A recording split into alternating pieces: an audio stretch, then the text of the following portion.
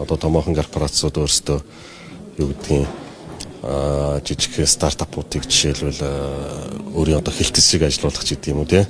Эсвэл одоо шууд худалдаж аваад ингээд дотроо шингээчих.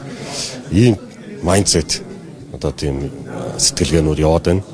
Тэгэхээр энэ бол жоохон өөрчлөх нь яг энэ экосистемийг хөгжүүлэхэд нэлээд чухал ачаал бүгдэлтэй.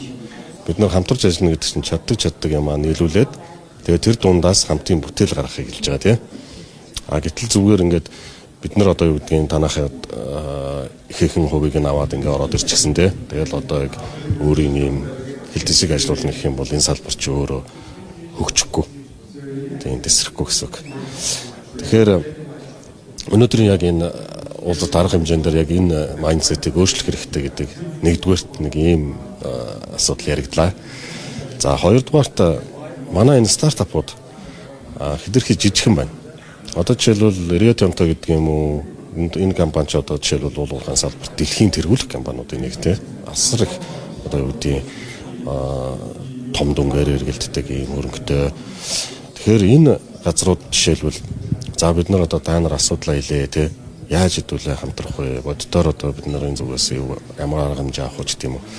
Иймэрхүү асуудал дэвшүүлэхэд бидний хувьд бол яг ингэ стартапын экосистемээ хөгжүүлэхтэй ингээ нийлээд ингээ санал болгоход бол стил бас л жижигдэл байна.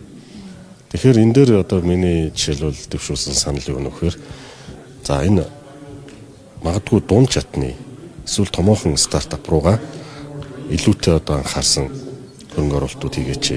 Одоо манай ингээд улсын VC гэж одоо нэг л VC venture capital шүү дээ. Гэтэл тэр маань өөрөө хэр хэмжээтэй байгаа лээ. Одоо томоохон MCC-ууд бол жишээлбэл жижиг стартап байгаа шүү дээ. Тэгэхээр энд нэрийг одоо фанд руу фанд хийх ийм санал ажлууд бас явж байна.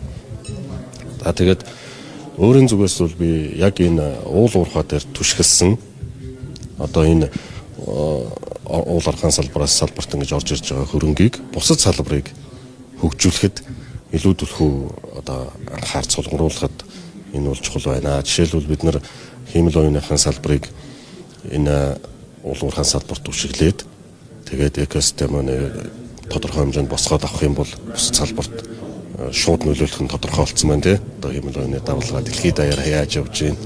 Бидний өдөр тутмын амьдралыг өөрчилж байна.